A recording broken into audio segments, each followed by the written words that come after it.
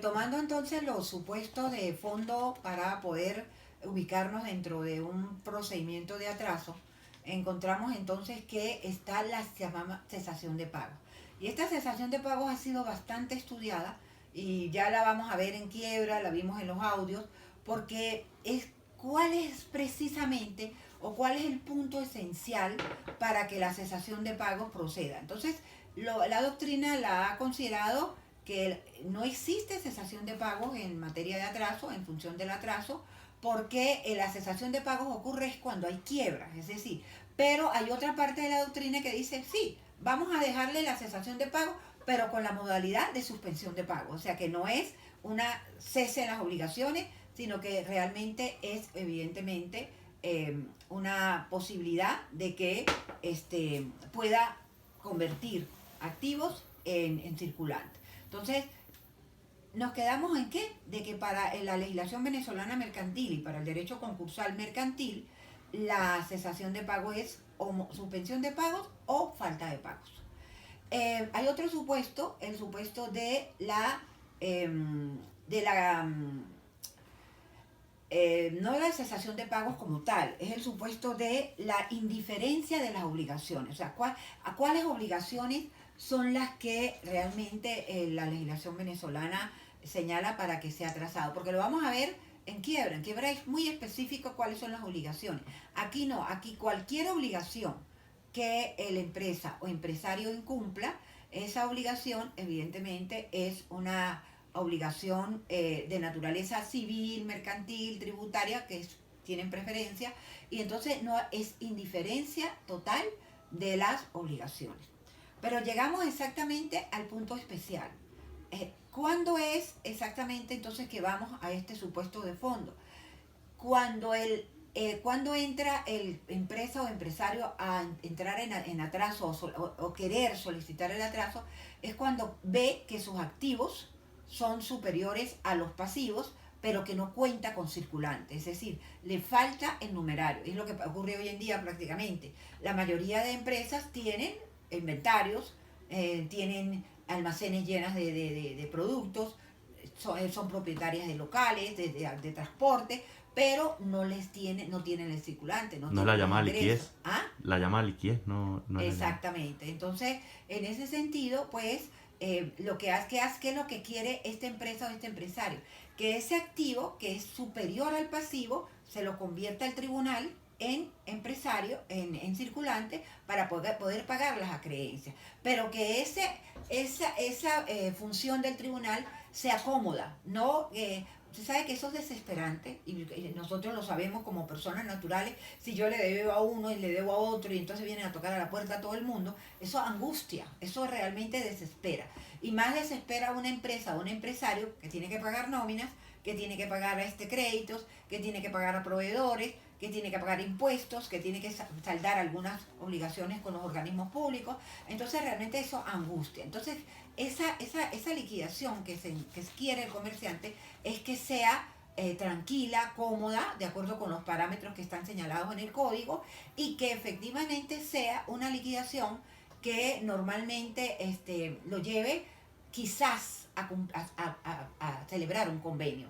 Y ese convenio es importante porque lo va a celebrar con los acreedores dentro del proceso, dentro de la causa judicial. Ese activo no tiene que ser casi proporcional, o sea que no puede ser igual. El activo debe pesar, o sea, no es un activo que diga, bueno, el comerciante tal tiene un activo de $1.000 en activos, pero tiene un pasivo de $950, ¿no? Porque esos $50 de diferencia no van a pesar. ¿Por qué? Porque las costas, los gastos que genera ese proceso y el procedimiento concursal van a estar dentro de ese activo, van a ubicarse dentro de ese activo. Entonces, si no tiene un activo que sea superiormente, ¿verdad?, al pasivo, pues no va a asumir los costos del tribunal, no asumirlos, porque aquí se genera una cantidad de honorarios de personas que van a venir a ayudar a calificar si esta crisis es patrimonial, transitoria o definitiva. Porque el juez aquí, aunque sea el director del proceso, es el que decide, el juez realmente es una persona que se hace ayudar, se hace apoyar de los expertos, de las personas que realmente son especialistas. Eh, Obviamente debe pesar entonces ese activo para que pueda acudir a ese atraso. Esas causas que le genera esa crisis también debe ser por causas imprevistas o excusables. El atraso no se le confiere a una sociedad irregular. No se le puede conceder a una sociedad irregular porque la sociedad irregular no se ha comportado como el diligente pater de familia. Es decir, una sociedad irregular, que es irregular, que tiene una personalidad jurídica precaria, que de paso evidentemente no se sabe si tiene patrimonio o no tiene patrimonio.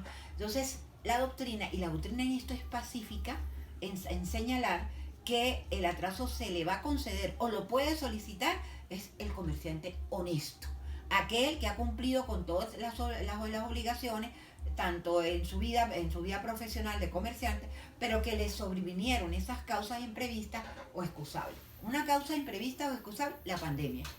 La pandemia es algo imprevisto.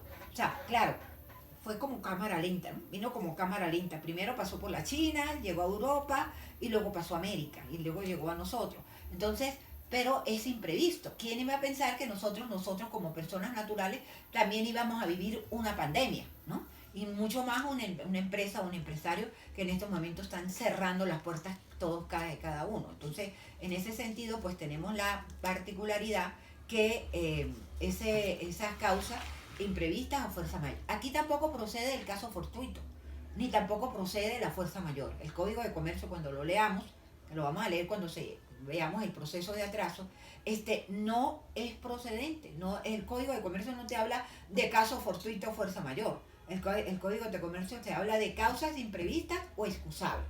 Y obviamente tenemos la pandemia, ¿no? La pandemia es una causa excusable, no es imprevista, porque ya sabíamos por cámara lenta, pensábamos que no nos iba a llegar nunca. Porque el año pasado en Navidad decíamos, no, hay un pueblito en Wuhan que se está muriendo la gente y que está todo desolado, las calles, no hay nadie en las calles. Bueno, nosotros, China queda muy lejos, pero como tenemos las comunicaciones y tenemos los medios para transportarnos en 12 horas, en 15 años de un continente a otro, pues nos llegó a nosotros realmente la pandemia. Entonces, esos son los supuestos de fondo que no pueden dejar de faltar en el momento en que el comerciante va a acudir a pedir su atraso, va a pedir su beneficio de atraso. Son supuestos de forma. Ahora, ¿cuáles son los de forma?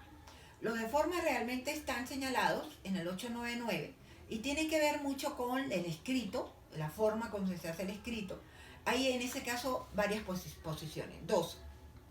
Una que señala que debe ser un escrito como si fuera una demanda, ¿verdad?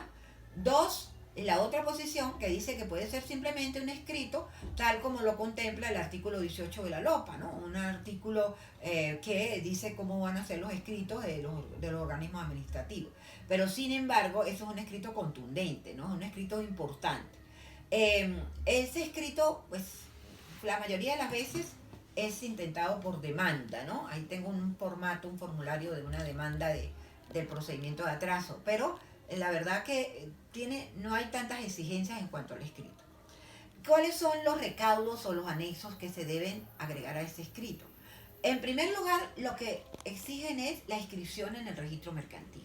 Es decir, que entonces este comerciante es un comerciante formal, un comerciante que no solamente va a agregar y va a anexar la inscripción en el registro mercantil, sino también va a agregar y anexar aquellas asambleas extraordinarias o aquellas asambleas generales ordinarias donde tenga que ver mucho la parte de patrimonio, donde tenga que ver mucho los informes que hace el comerciante, la empresa, ante los accionistas. Entonces, en ese caso también esa inscripción.